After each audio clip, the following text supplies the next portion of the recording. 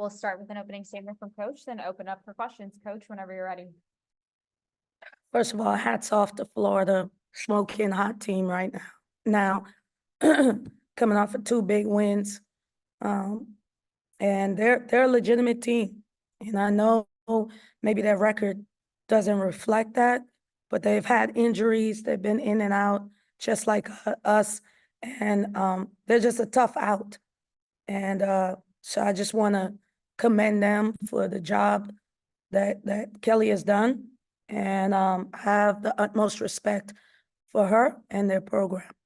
As far as my team is concerned, just incredibly proud. I know people question my coaching style sometimes, but I don't say anything that I hadn't earned the right to say. And so when I call my team out, no one felt any type of way. If anything, they agreed. And, and they know that they're better than what they showed that last game. Not really sure why we came out so flat. We had a great week of practice, but just really proud of the team and how they fought back. And once we got into overtime, I didn't say a word. They were talking in those huddles and saying, we're not leaving here without a win.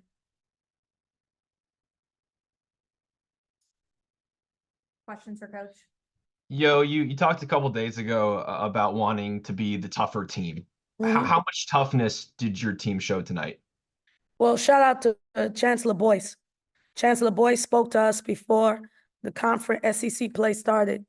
And he said one thing he loved about our team, it was every night that we stepped out on the floor, we were the toughest team. And that stuck with me because that's what I want my program and our team to be known for.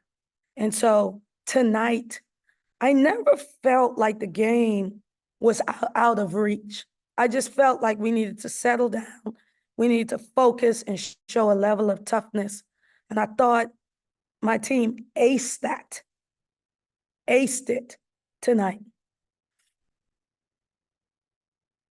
Speaking of that toughness, I mean, the offensive rebounds were 26-8, you guys. I mean, can you just tell me how proud you are of that? Listen, there's 3 ways we score, okay? Transition, rebounding, and the free throw line. It's no secret. That's what the numbers show. 55 rebounds, Grace, 26 offensive rebounds. That's toughness. That's grit. That's determination. And really proud of our group. Yeah, Maddie got into some foul trouble again, but just talk to how she played the closing minutes in overtime with 4 fouls. Here's the thing about Maddie. Maddie, the coaches kept saying, do we want to get her out? I'm like, hell no, I'm not taking her out because she has to grow through this. Maddie has been to the Sweet 16 with us, been in a championship NIT game, been in the first round game. Like, I trust her. And I expect her to be able to finish the game out. And what she said, she meant. Maddie wants to win. And so whatever it takes, I remember it was an overtime, and I said, don't be afraid. Go and take it, And she hates when people say, like, you're afraid. But it's not, she's not afraid of anybody. I just didn't want her to be afraid of the moment. And so when she rose up and hit that shot and looked at me and I looked at her, I knew she was locked in, and there was no way I was taking her out the game. I know after that Auburn game, you said that you were glad you weren't in the position where you had to go down and make a shot to win the game because you weren't sure if you would be able to, but Marquisha did that to send it to overtime tonight. I guess, how was she able to not let the moment get too big for her and rise up? Like Maddie said, Quee's a bucket, and Quee had 2 off games, and she didn't pout, brushed herself off, got back in the gym, apologized to her team, apologized to everybody, and she wants to win. This has been the most energetic, the loudest, the most intentional Marquisha we've seen. And how many points did she have? 21? I wouldn't have even known. She had a double-double. All right. But I just knew she was on the floor. I felt her presence. And again, she's someone else that I trust, you know, to do big things when the moment counts. So I wanted her to have the ball. I got her to the top. She made it happen.